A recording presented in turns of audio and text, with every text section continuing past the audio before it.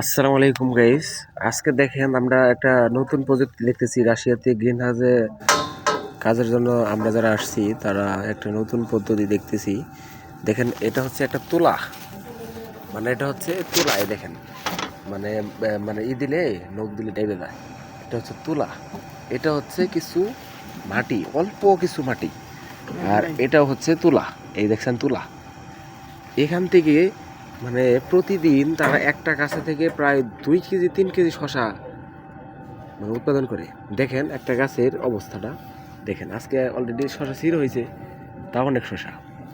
মানে দেখেন এই যে এই সাইডে দেখেন দেখেন দেখেন একটা গাছের এরকম যদি শশা হয় তাহলে তাদের কত প্রযুক্তি উন্নয়ন।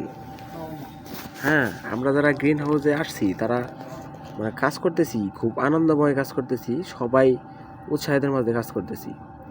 তো সকলে আমাদের জন্য দোয়া করবেন। সবাই সুস্থ থাকুন, ভালো থাকুন। আসসালামু আলাইকুম।